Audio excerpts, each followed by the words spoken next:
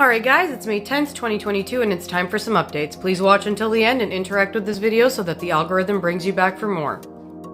In Tsirkuni in Kharkiv Oblast, 3 people were unalived due to mines being left by the Russians after the village itself was liberated from Russian forces on May 7th. The Kharkiv Oblast governor said today that 44 bodies were found under the rubble of a 5-story building in occupied Izum that was attacked in early March. He also announced that Russian forces have continued to shell residential neighborhoods in the eastern part of the oblast today, unaliving 1 person and injuring 10 others.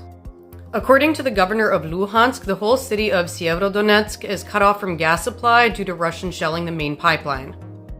The Zaporizhzhia Oblast administration reported today that Russian troops fired on civilian infrastructure in the town of Orykhov, unaliving 1 civilian and injuring 8 others. The administration also said that due to the intensity of Russian shelling, humanitarian aid is temporarily suspended in the area. Russian authorities reported that nearly 9,000 Ukrainians, including 1,106 children, were deported to Russia from Ukraine, specifically from the Donetsk and Luhansk regions over the last 24 hours. Foreign Minister Dmytro Kuleba told the Financial Times today that the most important thing for Ukraine right now is getting the candidacy status for EU membership. Kuleba emphasized that Ukraine is the only place in Europe where people are actually dying for the values of the EU. He said, and I quote, "I believe that this should be respected."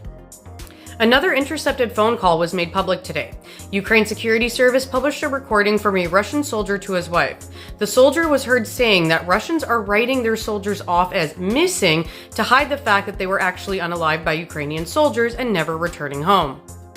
Belarus state-controlled news agency Belta reported that to respond to the threat from the armed forces of Ukraine, the country is sending special operation forces to its borders with Ukraine. Belarusian troops have also deployed task forces along with air defense and missile forces along the border with Poland and Lithuania. The Director of National Intelligence said that the U.S. believes that Putin is preparing for a prolonged conflict in Ukraine and counting on U.S. and Europe to give up helping Ukraine because of how long he wants to drag out this war.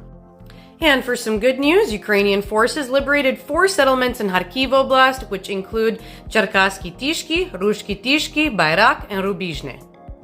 Today, Ukrainian forces reported that 79 Russian combatants and 12 pieces of military equipment have been destroyed, including UAVs, artillery pieces, and combat vehicles.